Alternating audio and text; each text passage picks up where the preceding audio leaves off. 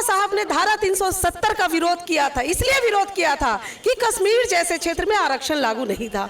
370 हटने के बाद कश्मीर जैसे प्रदेश में SC/ST एक्ट भी लागू हुआ और आरक्षण भी लागू हुआ। राजीव गांधी तो यहाँ तक कह दिया था 1985 में कि no promotion of idiots in the name of reservation on that promoting idiots entire harm the entire country.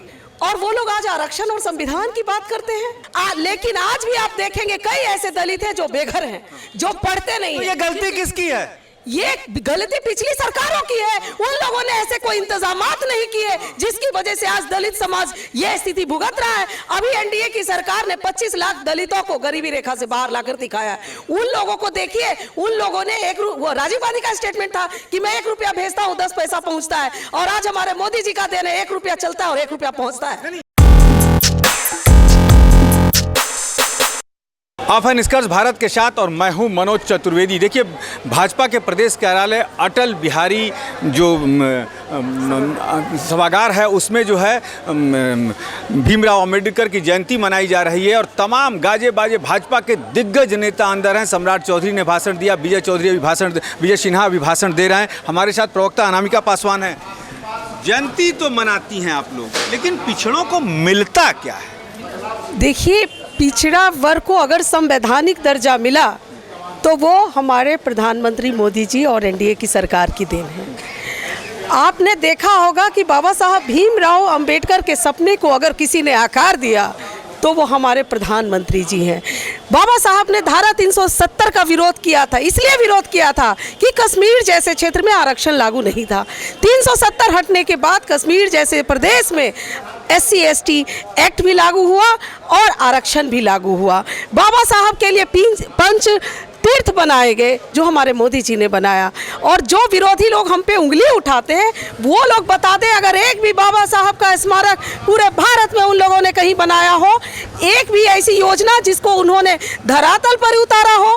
Rajiv Gandhi तो यहाँ तक कह दिया था 1985 में कि no promotion of idiots in the name of reservation on that promoting idiots entire harm the entire country. और वो लोग आज आरक्षण और संविधान की बात करते हैं।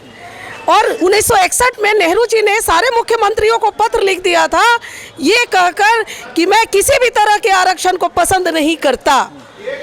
ये आरक्षण हमारे देश को अकुशलता की ओर ले जाता है। और 2 दर्जे की बात पे तब आ जाता हूँ। भीमराव अंबेडकर ने जब संविधान लिखा जा रहा था और आरक्षण की बात हुई थी तो बाबा साहब अंबेडकर नहीं कहा था कि नहीं आरक्षण की जरूरत नहीं है, और यदि जरूरत भी है तो आज़ादी के सिर्फ 10 साल तक लागू करके रखा, सुन लीजिए, लागू करके रखा जाए। लेकिन ये तमाम सरकारों ने जो उसी में सिर्फ अमेंडमेंट करके आगे बढ़ाते जा रही हैं। आपको ये नहीं लगता कि कहीं ना कहीं प्रतिभा का, मैं ये नहीं कहता कि नहीं, जो पिछड़े तबके के बच्चे हैं, जो पिछड़ी बिरादरी से आते हैं, उनको सुविधाएं मिलनी चाहिए, लेकिन जहां विद्यार्थी बैठेंगे वहां सब समान होगा, क्योंकि पेपर समान है।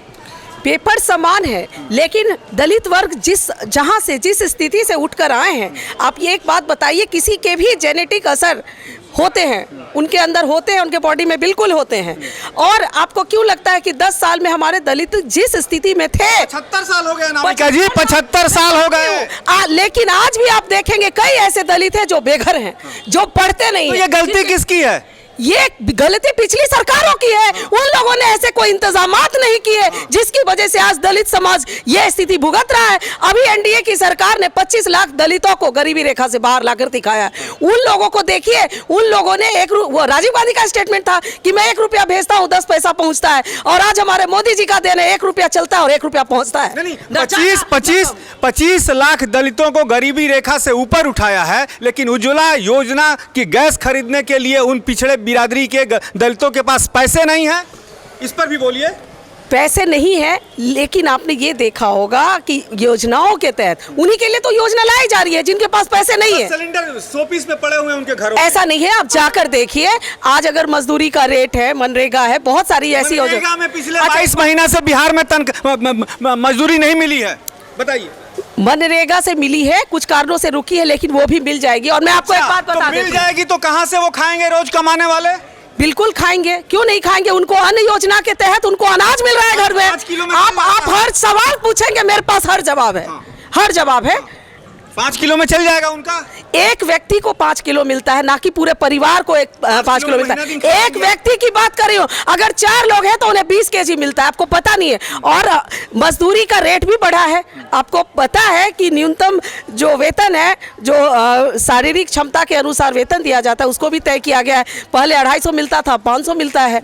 तो ऐसा नहीं है, हमारे प्रधानमंत्री जी ने दलितों के लिए, अति पिछड़ों के लिए, अल्पसंख्यकों के लिए, सभी के लिए सोचा है, क्योंकि वो सबका साथ सबका विकास लेकर चलने वाले हैं।